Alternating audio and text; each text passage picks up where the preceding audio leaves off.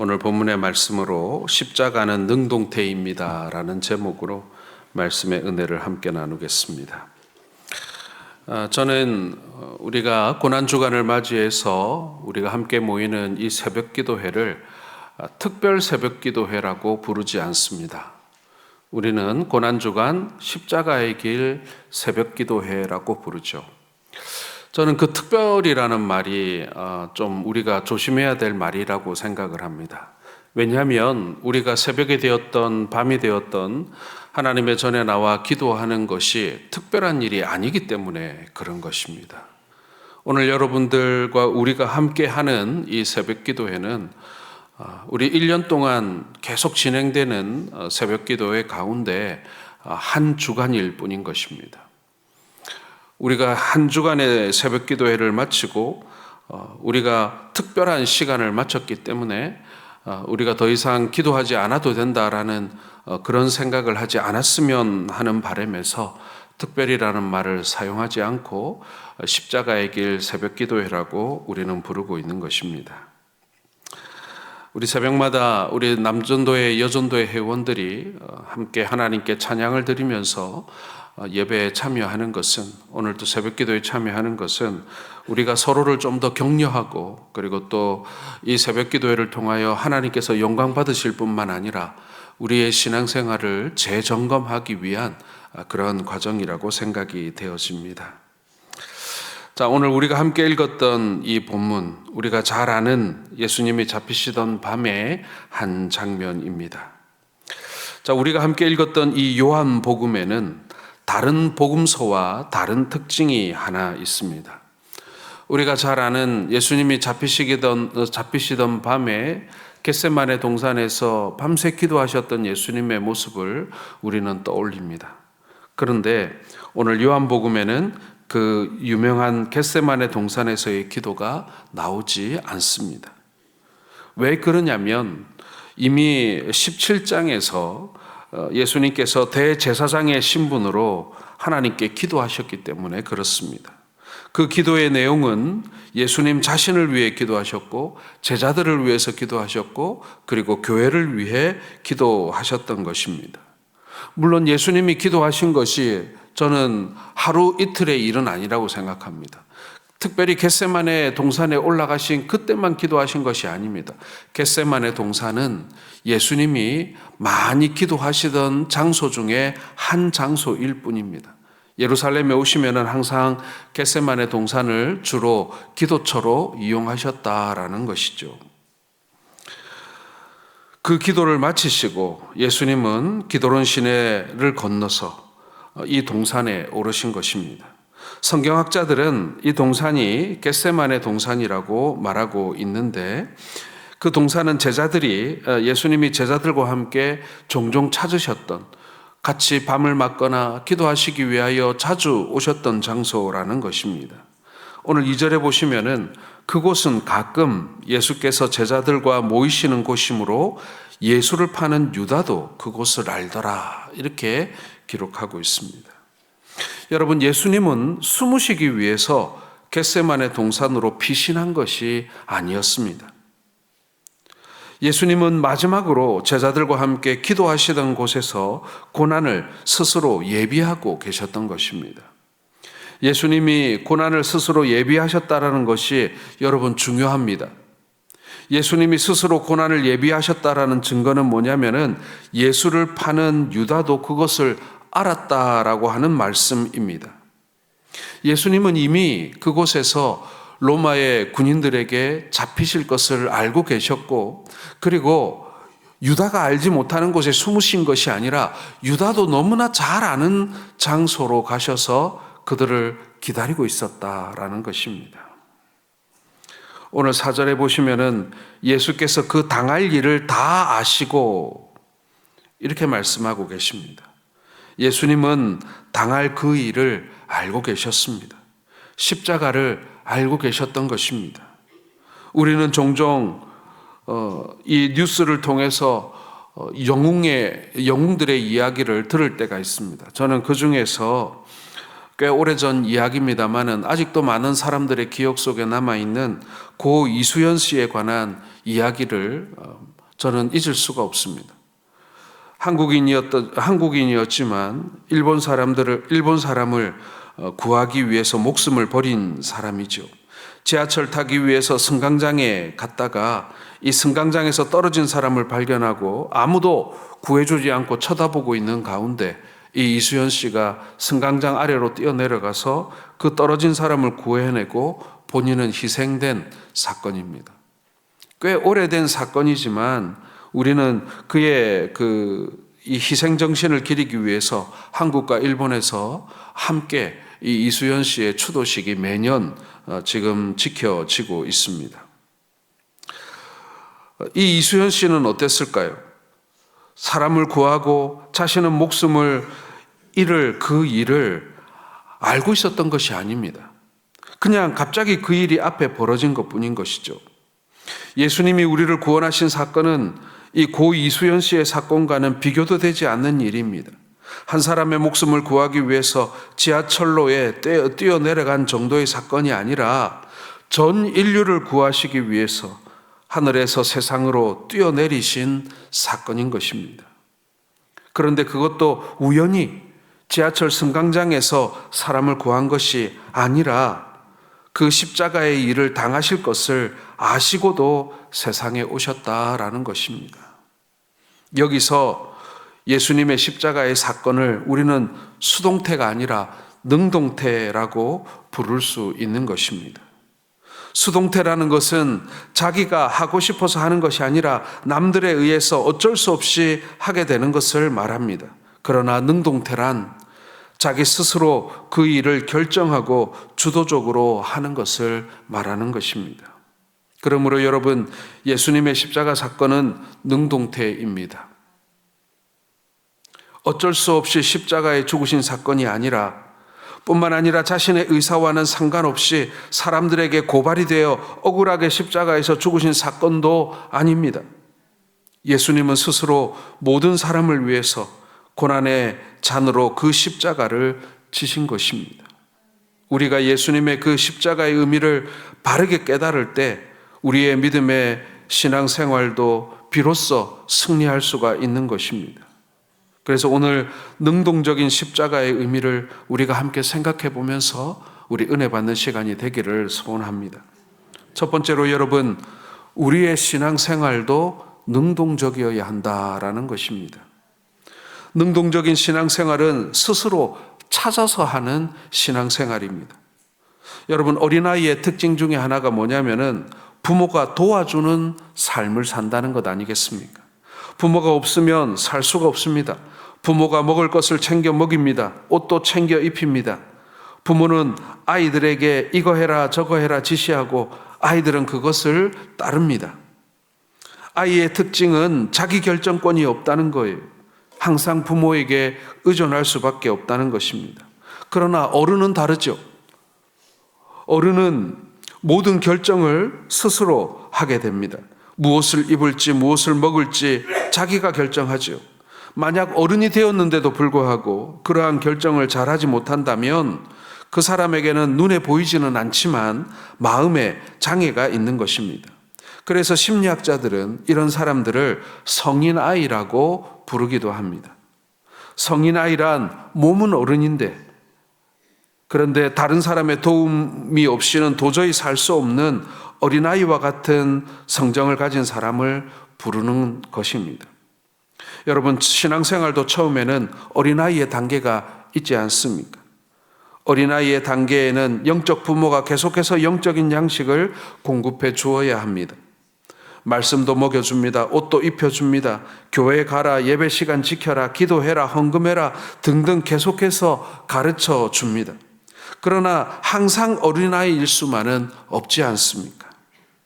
스스로 영적인 성인이 되어서 스스로 할 줄 알아야 하는 것이죠. 우리가 믿음이 자라면 그때부터는 보이지 않던 것들이 보이기 시작합니다.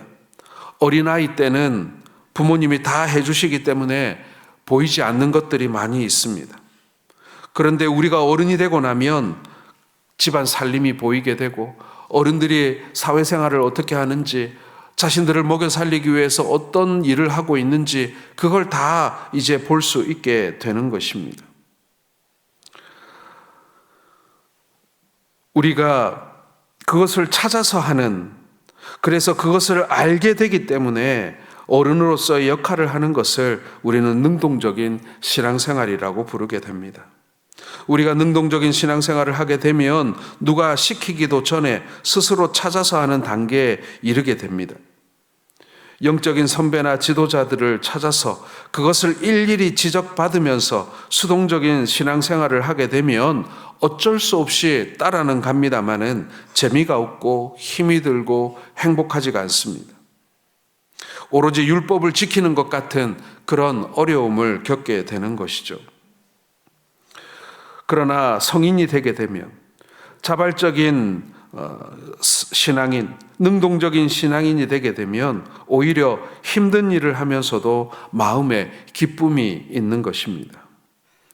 우리 교회의 믿음의 가족들은 모두 성숙한 성인 그리스도인들이 되어서 스스로 찾아 하는 신앙인들이 될 수 있기를 주님의 이름으로 축원합니다. 스스로 찾아서 하는 사람들은 힘들다고 불평하지 않습니다. 자기 일을 하면서 불평하는 사람이 어디 있습니까? 자기 일을 하는 사람은 불평이 없습니다. 그러나 남의 일을 하는 사람들은 조금만 힘들어도 불평하고 원망합니다. 우리가 주님의 일을 할 때에는 나의 일로 하는 사람과 여전히 남의 일로 하는 사람이 있기 마련입니다. 그때 여러분, 나의 일로 하실 수 있기를 바랍니다. 그럴 때 기쁨이 배가가 됩니다. 하나님의 복이 임하게 됩니다. 몸은 비록 피곤하고 그리고 나의 많은 시간이 거기에 들어갔다 할지라도 그것이 도리어 나에게는 위로가 되고 기쁨이 되고 감사가 될 수 있는 것입니다. 우리의 신앙도 수동태가 아닌 능동태여야 합니다. 능동적인 신앙생활 하시는 우리 성도들 되시기를 바랍니다. 두 번째로 여러분, 능동적인 믿음은 자기 사람을 사랑할 줄 아는 사람이라는 것입니다. 자, 오늘 8절 한번 같이 다시 읽어보겠습니다. 예수께서 대답하시되 너희에게 내가 그니라 하였으니 나를 찾거든 이 사람들이 가는 것은 용납하라 하시니. 예수님을 팔려고 가룟 유다는 군대와 대제사장들 바리새인들과 그 하속들을 데리고 거기에 왔습니다. 그들에게 얻은 사람들을 데리고 왔다고 돼 있죠. 그런데 여러분, 여기서 가장 많은 사람들은 어디에 있는가? 군대라고 했습니다. 군대. 예수님을 잡기 위해서 정말 많은 사람들을 동원했습니다. 오늘 3절에 유다가 군대를 데리고 왔다고 했는데 여러분, 여기서 말하는 이 군대의 단어는 600명의 보병을 거느린 부대를 말하는 것입니다. 겟세마네 동산이 여러분 제법 넓습니다. 누군가 범인을 잡으러 그곳에 출동을 했다면 도망갈 만한 모든 테러를 다 막고 완전히 포위한 상태에서 체포하러 오지 않겠습니까? 오늘 예수님 주변에는 사람도 많고 예수님의 인기도 있고, 그리고 전에 예수님을 죽이려 할 때에도 예수님이 그 군중들을 유유히 가르고 빠져나가신 것을 보았기 때문에 군대를 동원하여 겹겹이 예수님이 계신 곳을 에워쌌던 것입니다. 그렇게 많은 군사들을 동원하여 예수님을 잡으려고 할 때 예수님이 혹시 사람들 사이에 숨을 것이라고 생각을 했던 것 같습니다. 그러나 예수님은 숨지 않으셨어요. 예수님은 숨지 않으시고 도리어 그들 앞에 나서서 내가 그다라고 말씀하십니다. 너희를 찾는 예수가 바로 나다. 그러니 다른 사람들은 그냥 가게 하라. 다른 사람들은 건드리지 마라. 이렇게 말씀하고 있는 것입니다. 지금 이 상황은 군대, 즉 창과 칼로 무장한 군사들이 600명 이상 동원된 군사작전이었습니다. 어떤 돌발적인 상황이 일어날 수도 있는 그런 상황이었던 것입니다. 예수님은 지금 자신이 나서지 않으면 제자들이 다칠 수도 있다라고 직감하신 것입니다. 그러므로 바로 나다, 내가 그니라 라고 말씀하시면서 자신의 신분을 밝히신 것입니다. 사랑하는 성도 여러분, 능동적인 믿음은 자기 사람들을 사랑할 줄 아는 그런 사람입니다. 예수님은 선한 목자라고 스스로를 말씀하셨습니다. 선한 목자는 양들을 위해서 자신의 생명을 버릴 줄 아는 사람이 선한 목자입니다. 바로 능동적인 믿음을 가진 사람이기 때문에 자신의 양을 지키는 거예요. 남의 양이 아닌 거예요. 자기 양인 것이죠. 그래서 자신의 양을 자기 생명처럼 지키는 것입니다. 예수님이 자기 사람들을 사랑하셨던 것처럼 여러분, 우리도 우리 사람들을 사랑할 줄 아는 그런 믿음 가지실 수 있기를 바랍니다. 능동적인 믿음, 능동태의 믿음은 다른 것이 아닙니다. 내 주변에 있는 나의 형제들과 동력자를 나의 사람으로 아는 것입니다. 나의 형제로 아는 것입니다. 그리고 그 사람들을 지키기 위해서 내가 때로는 희생하고 헌신하고 그리고 나의 모든 것을 걸어 그 사람들을 지키고 보호하는 것입니다. 저는 이것이 교회에게 있어서 굉장히 중요하다고 생각을 합니다. 우리가 먼 나라에 있는 사람도 사랑할 수 있고 선교지에 있는 사람들도 사랑할 수 있고 지역의 주민들도 사랑할 수 있습니다. 우리 민족도 사랑할 수 있습니다. 그러나 제일 중요한 것은 뭐냐면은 우리가 매주 만나서 함께 믿음 생활하는 우리의 형제들을 먼저 사랑하는 것입니다. 그 사람들을 내 사람으로 여기는 것입니다. 그 사람들과 함께 신앙생활하는 것이 너무나도 중요하다고 여기는 것입니다. 나는 홀로 설 수 없기 때문에 저 사람들에게 의지하고 저 사람들은 또 나를 의지하는, 그렇게 서로를 의지하면서 함께 나아가는 길이 믿음의 길이라고 우리가 아는 것입니다. 여러분, 어린아이는요 별로 관계를 생각하지 않습니다. 자기가 먹고 싶으면 형 거든 동생 거든 부모님 거든 자기 것을 먼저 챙기고 봅니다. 왜요? 관계가 중요하지 않거든요, 어린아이에게는. 그러나 성인이 되면 어떻습니까? 그 관계가 중요합니다. 형제들의 상태가 중요합니다. 내가 이 사람들을 보살펴줘야 될 책임이 있고 이 사람들과 함께 살아야 될 책임이 있습니다. 그래서 내가 먹을 거 다 내가 먹지 않고 나누어 먹습니다. 양보합니다. 그리고 그 사람들이 굶주리는가 우리는 챙겨봅니다. 왜요? 그것이 바로 우리의 올바른 신앙생활이기 때문에 능동적인 신앙생활을 그렇게 하게 되는 것입니다. 마지막 세 번째로 여러분, 능동적인 방법은 세상의 방법을 사용하지 않습니다. 자, 11절을 같이 읽겠습니다. 예수께서 베드로더러 이르시되 칼을 칼집에 꽂으라. 아버지께서 주신 잔을 내가 마시지 아니하겠느냐 하시니라. 아멘. 예수님을 잡으려고 하자 베드로는 자신이 가지고 있던 단검을 빼어서 대제사장의 종에 그 종을 쳐서 오른쪽 귀가 베이게 되어집니다. 정말 순식간에 일어난 일입니다. 예수님은 귀를 잃고 떨어져 있는 사람의 귀를 다시 붙여 주셨습니다. 그리고 말씀하시죠. 마태복음 26장 52절에 내 검을 도로 집에 꽂으라. 검을 가지고 일어나는 자는 다 검으로 망하느니라. 이렇게 말씀하십니다. 이 말씀은 여러분 뭘 뜻하겠습니까?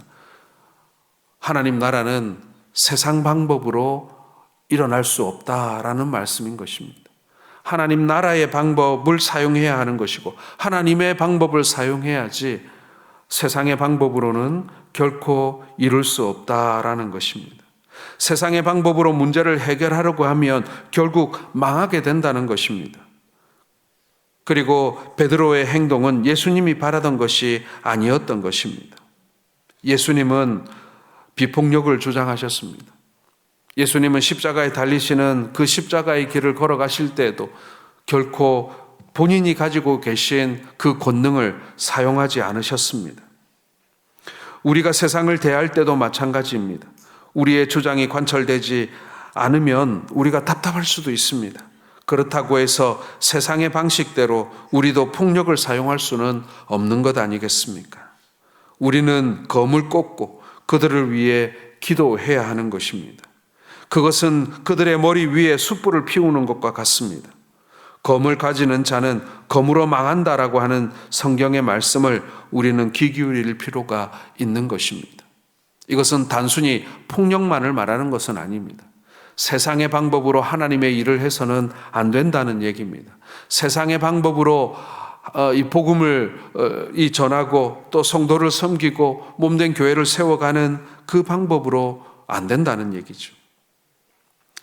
예수님이 십자가에서의 고난은 수동적인 고난이 아니었습니다. 그것은 우리를 사랑하시는 하나님의 능동적인 사랑이었습니다. 스스로 찾아오셨고 스스로 십자가에 오르셨습니다. 그것은 우연히 사람들의 죄를 대신해서 십자가에 오른 것과는 분명히 차원이 다른 것입니다. 예수님의 십자가는 수동태가 아니라 능동태입니다. 우리의 신앙도 예수님을 본받아 이 수동태의 신앙이 아니라 능동태의 신앙이어야 합니다. 남이 내게 무엇을 해주길 바라는 것이 아니라 남이 나에게 시키는 것만 하는 것이 아니라 스스로 우리가 주님을 위해서 할 일을 찾아가야 하고, 그리고 내가 남들에게 받기보다는 내가 남들에게 베푸는 그러한 성숙한 믿음, 하나님을 기쁘시게 하는 그러한 믿음을 우리는 가져야 하는 것입니다. 사랑하는 성도 여러분, 하나님께서 여러분들을 오늘 이 기도의 자리로 부르셨습니다. 오늘 이것이 우리의 기도의 제목이 되기를 원합니다. 주님께서 우리에게 십자가의 길을 걸으라고 하십니다. 주님의 십자가를 함께 지자고 말씀하십니다. 그러나 주님의 십자가가 능동태였던 것처럼 오늘 우리의 십자가도 능동태이기를 바랍니다. 우리의 신앙생활도 마지못해 하는 것이 아니라 하나님 앞에 기쁨으로, 그리고 자발적으로, 그리고 나의 힘을 최선을 다하여 드림으로 우리가 함께 이 믿음의 길을 걸어가실 수 있기를 주님의 이름으로 축원합니다.